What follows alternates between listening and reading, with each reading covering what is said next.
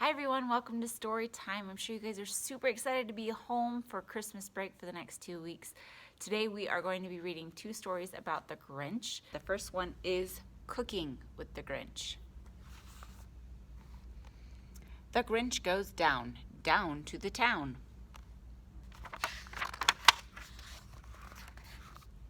He hears the bells, ding dong, dong ding. He hears the Who's, they sing, sing, sing. He taps the door, it's Cindy Lou. She likes to cook, the Grinch does too. He likes to mix, she likes to stir. She cooks with him, he cooks with her.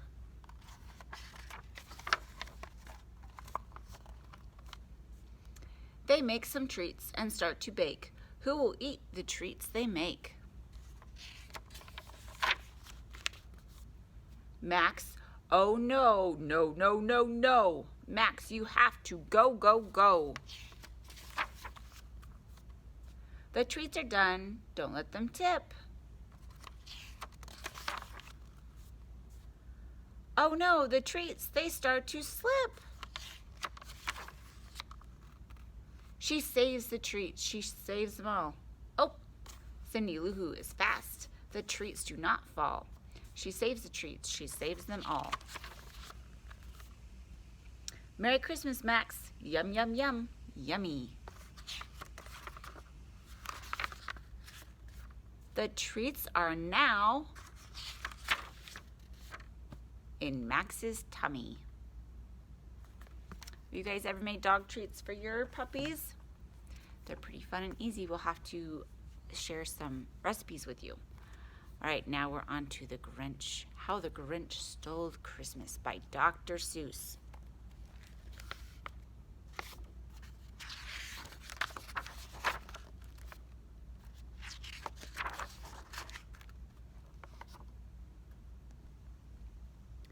Every Who down in Whoville liked Christmas a lot. But the Grinch, who lived just north of Whoville, did not. The Grinch hated Christmas, the whole Christmas season. Now please don't ask why. No one quite knows the reason. It could be his head wasn't screwed on just right. It could be perhaps that his shoes were too tight. But I think that the most likely reason of all may have been that his heart was 2 sizes too small. But whatever the reason, his heart or his shoes, he stood there on Christmas Eve, hating the Who's, staring down from his cave with a sour, grinchy frown as the warm-lighted windows below in their town. For he knew every Who down in Whoville beneath was busy now, hanging a mistletoe wreath. And they're hanging their stockings, he snarled with a sneer. Tomorrow is Christmas, it's practically here.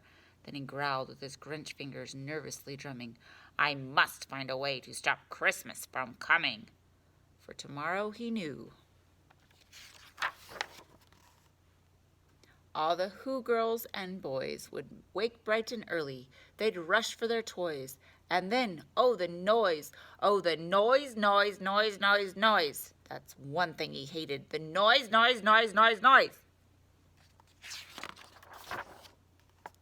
Then the Who's, young and old, would sit down to a feast, and they'd feast, and they'd feast, and they'd feast, feast, feast, feast, feast. They would feast on Who pudding and rare Who roast beast, which was something the Grinch couldn't stand in the least.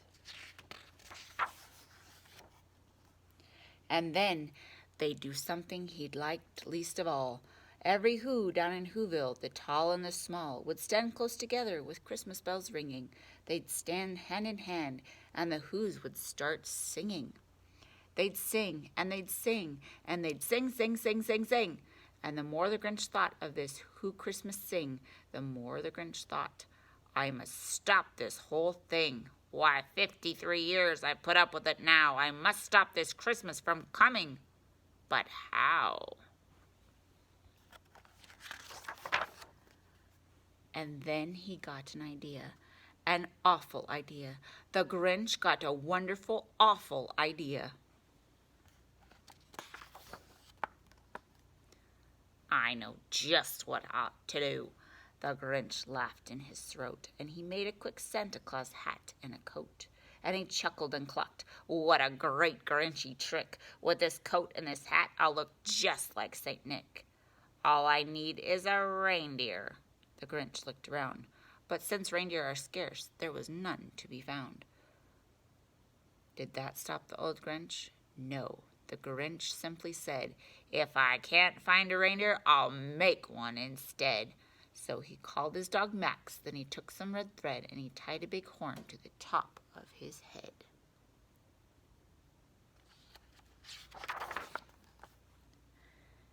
Then he loaded some bags and some empty sacks on a ramshackle sleigh, and he hitched up old Max.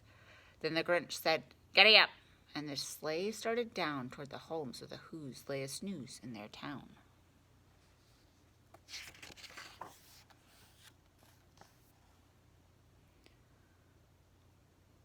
All their windows were dark.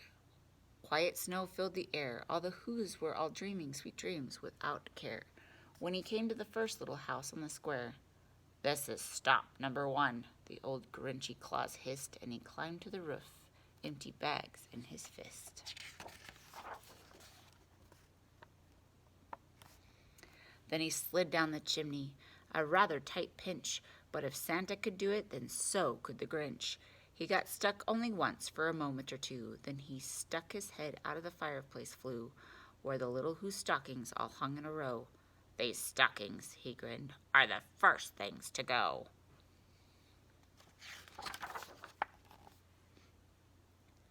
Then he slithered and slunk with a smile most unpleasant around the whole room, and he took every present: pop guns and bicycles, roller skates, drums, checkerboards, tricycles, popcorn, and plums, and he stuffed them in bags. Then the Grinch very nimbly stuffed all the bags one by one up the chimney.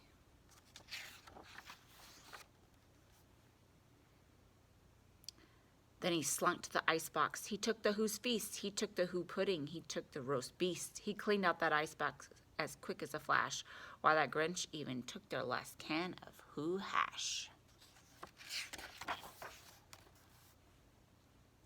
Then he stuffed all the food up the chimney with glee. "And now," grinned the Grinch, "I'll stuff up the tree."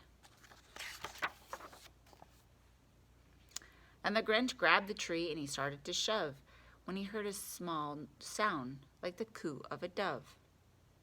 He turned around fast and he saw a small Who, little Cindy Lou who was no more than 2. The Grinch had been caught by this tiny Who daughter, who'd gotten out of bed for a cup of cold water. She stared at the Grinch and said, "Santa Claus, why are you taking our Christmas tree? Why?" But you know, that old Grinch was so smart and so slick, he thought up a lie, and he thought it up quick. "Why, my sweet tot," the fake Santa Claus lied, "there's a light on this tree that won't light on one side, so I'm taking it home to my workshop, my dear. I'll fix it up there, then I'll bring it back here." And his fib fooled the child. Then he patted her head. He got her a drink and he sent her to bed. And when Cindy Lou Who went to bed with her cup, he went to the chimney and stuffed the tree up.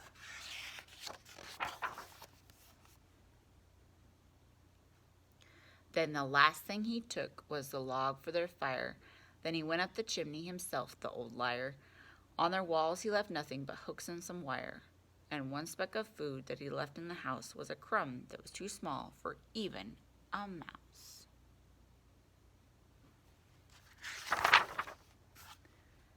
Then he did the same thing to the other Who's houses, leaving crumbs much too small for the other Who's mouses. It was 1/4 dawn, all the Who's still abed, all the Who's still a snooze, when he packed up his sled, packed it up with their presents, the ribbons, the wrappings, the tags and the tinsel, the trimmings and trappings. 3,000 feet up the side of Mount Crumpet, he rode with his load to the tip-top to dump it. "Pooh, pooh to the Who's," he said. he was grinchily humming. They'll find out now no Christmas is coming. They're just waking up. I know just what they'll do. Their mouths will hang open a minute or two, then those whoos down in Whoville will all cry, boo-hoo! That noise, grinned the Grinch. I simply must hear. So he paused, and the Grinch put his hand to his ear. And he did hear a sound rising over the snow. It started in low, then it started to grow.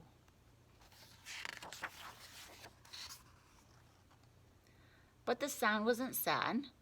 Why, the sound sounded merry. It couldn't be so, but it was merry, very. He stared down at Whoville. The Grinch popped his eyes, then he shook. What he saw was a shocking surprise.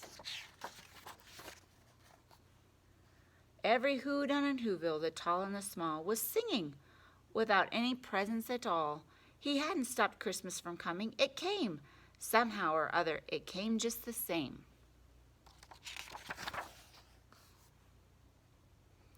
And the Grinch, with his Grinch feet ice cold in the snow, stood puzzling and puzzling. How could it be so? It came without ribbons. It came without tags. It came without packages, boxes, or bags. And he puzzled 3 hours till his puzzler was sore. Then the Grinch thought of something he hadn't before. Maybe Christmas, he thought, doesn't come from a store. Maybe Christmas, perhaps, means a little bit more.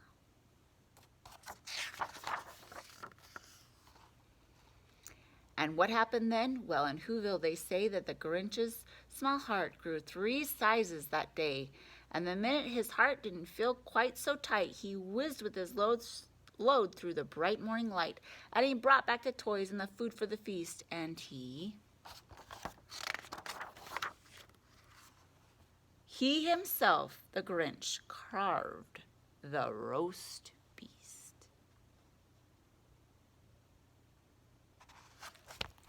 Hope you enjoyed story time. Be sure to watch our Facebook and Instagram pages for ideas for crafts in the next 2 weeks and some treats and goodies. And we are having our drawing for our gift baskets the 22nd of December, so stay tuned for that too. Have a great day, guys, and Merry Christmas.